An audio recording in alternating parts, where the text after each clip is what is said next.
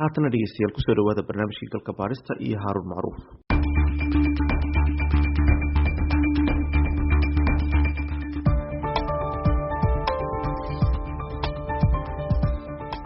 waxaa soo baxaya walaac ku saabsan doorashooyinka dadban ee baarlamaanka iyo madaxweynaha Soomaaliya inay mar kale hareeyaan eedan la mid ah kuwii hareeyay doorashooyinkii ka horreeyay ee 4 sano ka hor iyo 8 sano ka hor ka dhacay wadanka eedahaasi oo ahaa musuqmaasuq codibsasho iyo cabsi gelin tusaale ahaan doorashadii u dambeysay ee 2016-2017 hanti dhowrihii xilligaasi waxa uu VOA u sheegay in lacaga badan lagu bixiyay lacagahaasi oo cod lagu iibsanayay Dr. Nuur Faarax Jimcaale waxa uu xilligaasi sheegay in lagu kala iibsanayay codadka $5,000 ilaa $30,000 waa doorashadii dhacday 2016-2017 Dr. Nuur Faarax Jimcaale oo haatan ah cilmi baare madax bannaan waxa uu qabaa walaac la mid ah kii uu sheegay 4 sano ka hor horta lacagta ugu badan Soomaaliya waxa ku shuba wadamada Carabta ayaa doorashada ku bixiya waxa kale oo meesha yaala waxa weeye oo lagu aad loogu tartamo waxa weeye in gudoomiyaha baarlamaanka la soo saaro in ra'iisul wasaare la soo saaro in madaxweyne la soo saaro marka maxay muhiim u tahay waxay muhiim u tahay siyaasadii dalka lagu maamulayay waxa doorka ugu weyn qaadanaya wadanka saddexda isteega ugu sareeya mid yeesha ama laba yeesha inkastoo ay hay'ado kala duwan iyo khubaro madax bannaan qabaan fikradda Dr. Nuur Faarax Jimcaale ee ah in lacagaha dibaddu ay yihiin kuwa codka ugu badan lagu kala iibsado haddana ilaa haatan lama hayo cadeymo biyo kama dhibcaan ah oo ku saabsan lacagahaasi oo la isdhaafsanayo aynu ka hadalla marka doorashada gudaha tii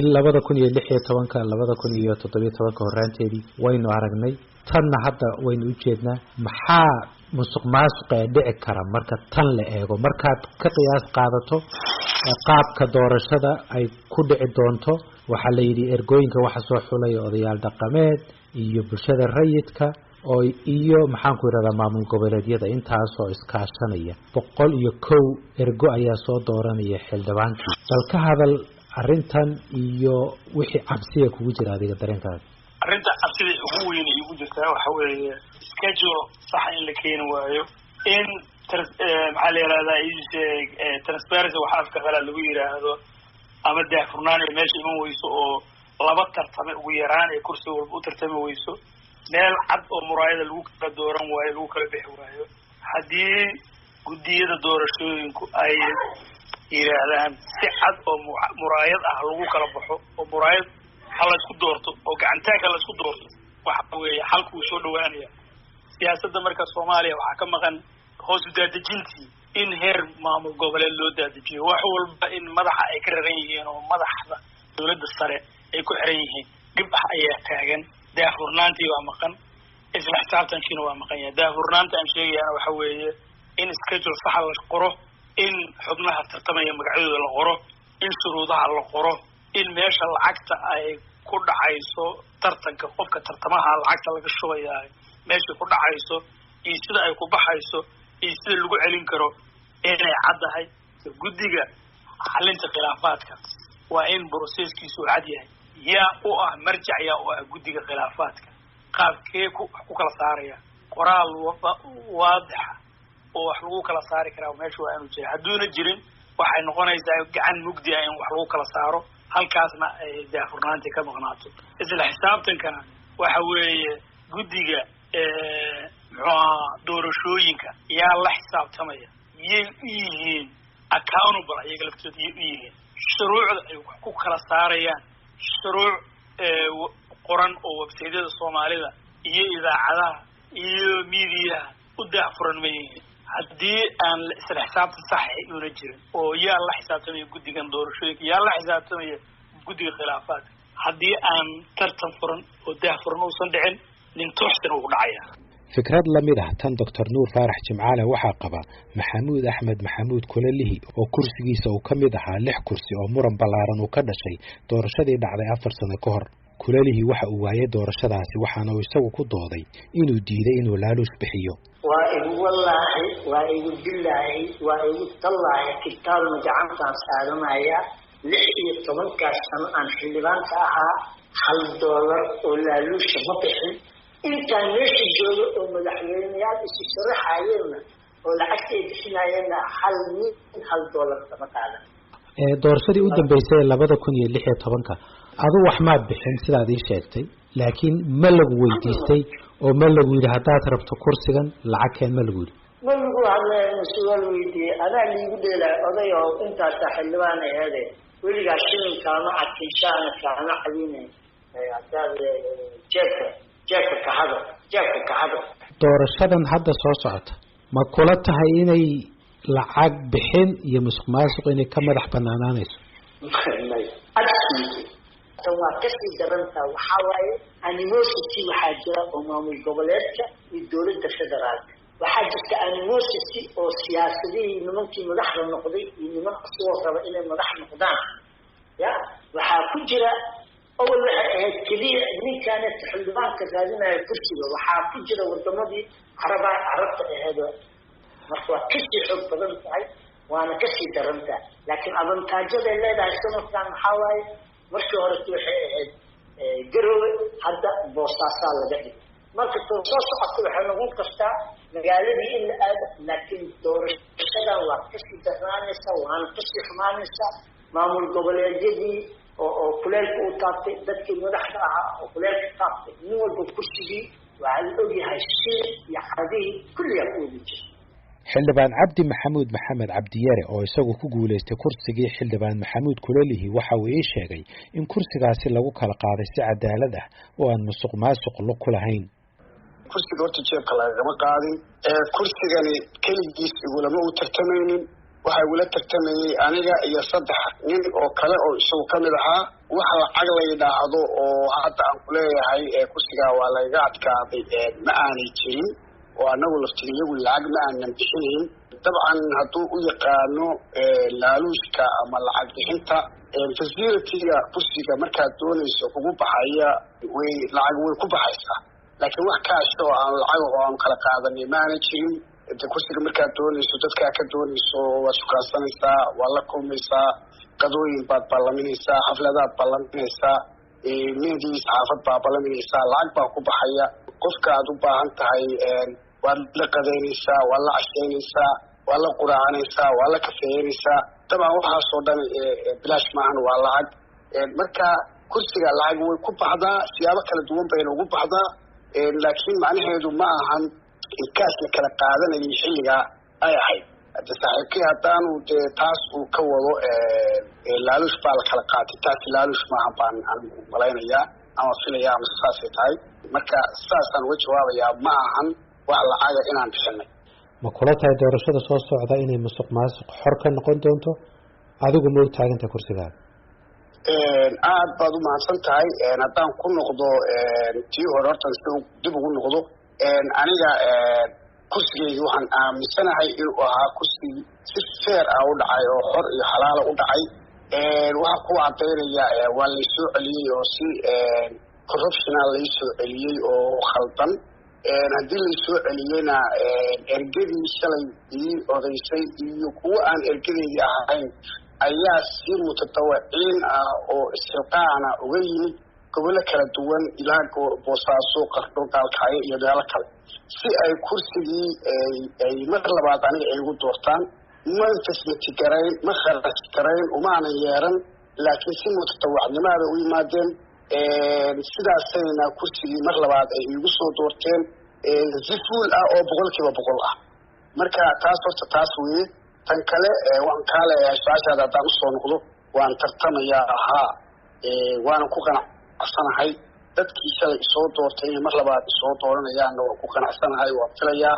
waana jeclahay waana rajaynayaa inay si feera u dhacdo intaan ka warhayo anigu doorashadu si feeray puntland uga dhacday intaan ka warhayo puntland si feeray uga dhacday waana ku kalsoonahay haddana inay si feera ugu dhacayso maxamuud kulalihi waxa uu xildhibaan soo ahaa muddo 16 sano ah intii uusan seegin doorashadii la soo dhaafay xilliganna waxa uu tartamayaa inuu mar kale soo ceshto kursigiisa aniga musharaxan ah xag ilaahay ka qoranta haddii ilaahay u qadarana waa helaya haddii keeda ay samaheenna kiisa ay samaheenna ma helaayo laakiin kursi ilaaliskaasaan ku jira oo 3 karbuuno saddex qaadkaan ku hayo. doorashadii 2012 waxaa soo xulayay 135 xubnood oo kamid ah odayaasha dhaqanka, halka tii dhacday 4 sano ka horna ay odayaasha dhaqanku soo xuleen ergooyinkii doortay xildhibaanada. doorashadan waxay u muuqataa in mas'uuliyadaas la ballaariyay, waxaana odayaasha la soo xulaya ergooyinka bulshada rayidka iyo maamul goboleedyada oo iska kaashanaya soo xulistaasi. waxaana la doonayaa in xildhibaan kasta ay u codeeyaan 101 ergo. xildhibaan Cabdiweli Maxamed Qanyare waxa uu ka tirsan yahay baarlamaanka xilligan uu waqtigiisu sii dhamaanayo. waxa uu aaminsan yahay in eedaha musuqmaasuqa la xiriira ay inta badan ka yimaadaan dadka xilka looga adkaado. adduunka horta meel kastoo doorasho ka dhacdo markasta waxaa jira qolo faraha taagtaagta oo doorashadaas wax uu ka sheegta amba ku sheegta lacagaha kambaniya baxshay amba dowladaha baxshay, waana marka iyagaas laga raayo amba qoomkii laga raayaa markasta waxay qolyaha raaya ku naqdiyaan in doorashadaas aysan xalaal ahayn. afrikana kuma sii jirto, soomaaliyana kuma sii jirto. soomaaliya qolo kastoo laga raayo waxay jiraa war doorashadii horeo dhacday iyo dadkii horeo soo galay waxay ku soo galeen lacago banaanka laga keenay iyo kuwa shaksiyaad baxsheen iyo musuq maasuq iyo waxaas waa la yidhaah.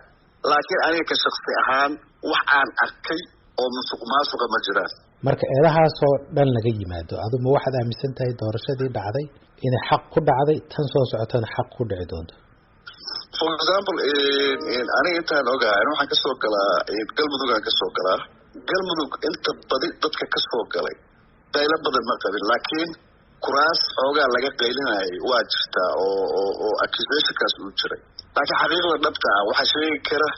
electoralkii vote garaynaysay iyo shaksiyaadka tartamaya sheegi kara. aniga waxba kama sheegi kara, laakiin aniga kursiga aniga aan for example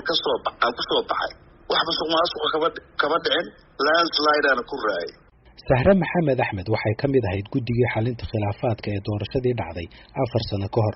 Sahre Maxamed Axmed waxay xilligan ka tirsan tahay xarunta horumarinta haweenka Somali Women Development Center. waxay iga warantay caqabadihii ay la kulmeen guddiga xalinta khilaafaadka.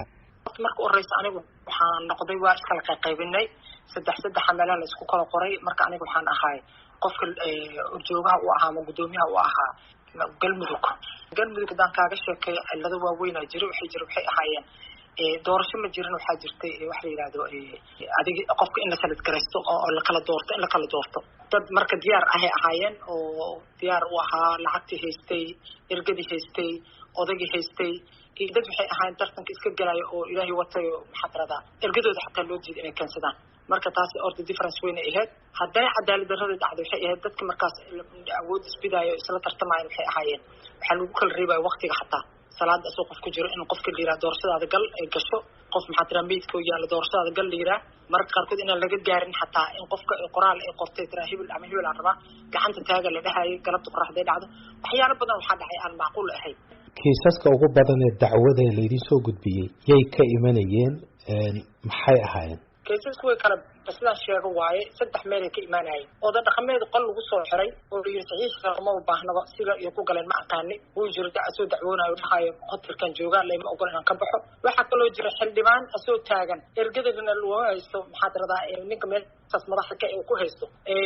ergadiisa iyo awood isku arkaan aysan jirin oo diyaaradda iskala soo degaya xildhibaanka iyo ergadiisa. taasna waa jirtay. ergo waxaa jirta ayagoo diyaar ah oo yimid oo la keenay haddana kuwa kala kor keenayay. marka xuquuqda saasaa la isugu kortumanay. waa gartay. maxaad ku xallin jirteen marka sideed u xallin jirteen? wallahi annaga hadday marka wax naga maqlaan maba jirin, laakiin markaan isu soo noqono nimiday waxaan soo saarnay intii aan islahayn intaas waxaa jiro UNDP da waxaa markaas fangareynaysay doorashada. waxay xaq ahayd marka in guddiga khilaafaadka account aan dhig qornay oo UNDP da lacagta in lagu shubo 71 xildhibaana aan u malaynaa inay ahayd wixii soo dacwooday. awood baan u helin xataa aan u malaynaa inaan dadka waxnoo dhahno alsaana looga qaatay raalli ah markii maxkamad markaas ma jirin. qaar maxkamadeed u ordeen waxaasoo dhan wax kama jirin. marka say ku tagtay waa tu aan yaab lahay ahayd. taas marka taasaan rabnaa inaan ka hortagno hadda dii ilaahay raalli ka noqdo aysan dhicin. nin ergada horta ciddiisa ma yahay, qabiilkiisa ma yahay in la arko. civil society ay helaan ka hortag iyo ka daba tagbo. marka horena ay screening ku sameeyaan, odayga la socdaan qabiilka ninka uu rabo ma yahay,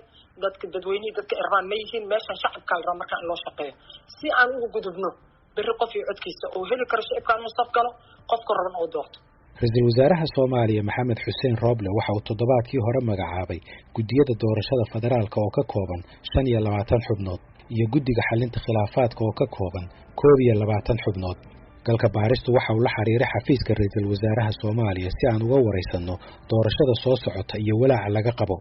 hase yeeshee ilaa haatan xafiisku kama soo jawaabin codsiga aynu gudbinay.